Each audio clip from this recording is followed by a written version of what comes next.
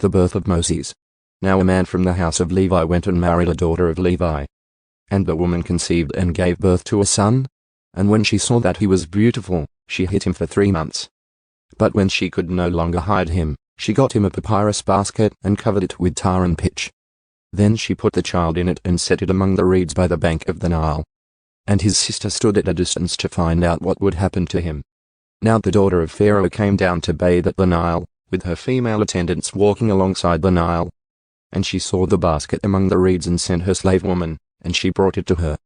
When she opened it, she saw the child, and behold, the boy was crying.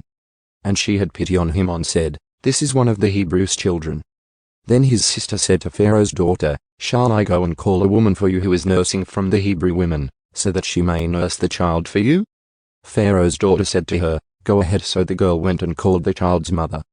Then Pharaoh's daughter said to her, "Take this child away and nurse him for me, and I will give you your wages." So the woman took the child and nursed him. And the child grew, and she brought him to Pharaoh's daughter, and he became her son. And she named him Moses, and said, "Because I drew him out of the water." Now it came about in those days, when Moses had grown up, that he went out to his fellow Hebrews and looked at their hard labors. And he saw an Egyptian beating a Hebrew, one of his fellow Hebrews. So he looked this way and that, and when he saw that there was no one around, he struck and killed the Egyptian, and hid his body in the sand. Now he went out the next day, and behold, 2 Hebrews were fighting with each other. And he said to the offender, "Why are you striking your companion?" But he said, "Who made you a ruler and a judge over us? Do you intend to kill me as you killed the Egyptian?" Then Moses was afraid and said, "Surely the matter has become known." Moses escapes to Midian.